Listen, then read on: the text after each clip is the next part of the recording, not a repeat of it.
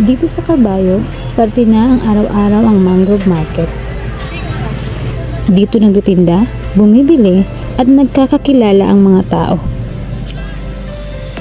Simple lang ang takbo ng buhay dito, pero sa bawat tawaran at usapan, may komunikasyong nagbubuo ng koneksyon sa isa't isa. Ngayon, hindi lang basta sa palengke umiikot ang negosyo.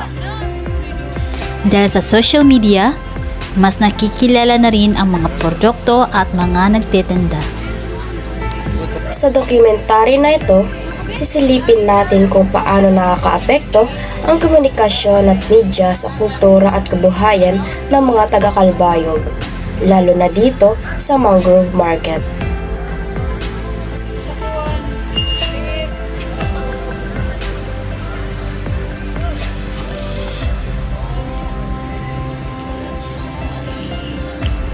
Mapay na agat din. Ano po din mga ban? Losiyari pamante. So, may na kami tipakianak ka. Gaano ka nakatagal nagtitinda dito sa mangrove market? Aw di dila Okay. o sangata sa kabugusan Pwede lang po dito. 20. 20 years na po. So, paano ka po usually nakikipag-usap sa mga customer po pag namin na makalit po? Dali magtawa-tawa, Tawag po. dali magmudot. Sa tingin mo po, paano po nakakatulong ang social media o media sa negosyo mo? Nagamit ka po usually social media for posting po ba sa iyo product? Danay la Ganun. kay mga kasangkayan ako si Buman diri man dili danay. Okay. Salamat.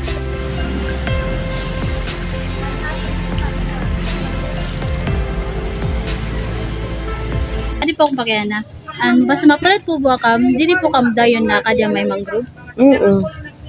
Ano po niyo ano po yun na naruyagan nga diya may mangrove? Ay, damo man siya mapapagpilian ba tapos barato lang didi. Kaya dito sa iba, ta 100 ang kilo didi sa 80 lang. Ayan, paggamit man sa social media, halimbawa ako nag-order, So diri man kay maubay nga ni load kay sa shop so dito sa Shopee nag-order kami danay sa mga may karuyagon, di ba? O nakaka-order ka, kakabarato lang. Di ba? May mga discount. Bagalan, kuan. Pareho laluat gid sa mga tindahan. May dagya pong barato, may dagya pong mahal.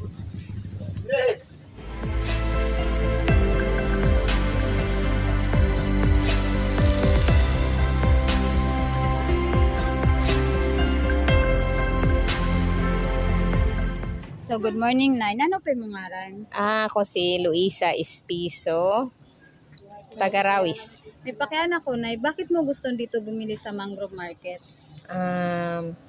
Una, mas barato didi ang era ulad.